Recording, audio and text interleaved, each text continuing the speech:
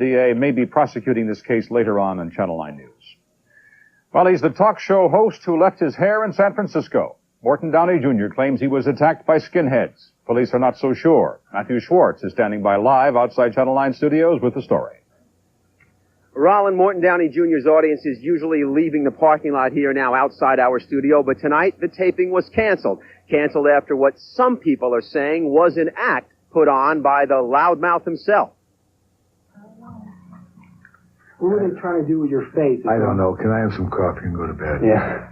It was a downer of an evening for Morton Downey Jr. A controversial TV talk show host had swastikas drawn on his face and shirt, and some of his hair was cut. Downey claims between 1 and 3 skinheads attacked him in a bathroom at San Francisco International Airport. He talked to reporters in his hotel room shortly after the alleged incident. Downey told us about it when he returned to his Manhattan apartment. I was pushed inside of a stall. I never was sat down in the stall. I was leaned up against the stall. I did ask them not to hurt me.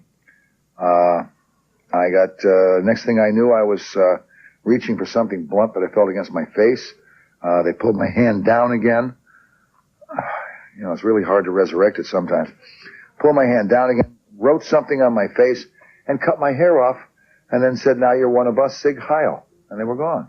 But some San Francisco airport police and spokesmen don't believe Downey.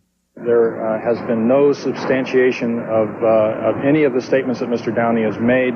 There were no skinheads to be found in the area. The taping of the Downey show was canceled because of the alleged incident. However, many members of the studio audience made the trip here unaware of the cancellation. Show's been canceled. Who are we talking to? Hey, we drove all the way to Harrisburg. Mort probably, sets this whole thing up just because his ratings are dying. Everyone knows that. I think he's having a little problem on the show and off the show, and he probably needs some time off. Were you drunk? Well, of course, no one gave me any blood tests. I never staggered. You'd have to ask other people who were with me. But there's no doubt that this is what happened to you. Pardon me? There's no doubt this is what happened to you. Well, you've heard the story, all right?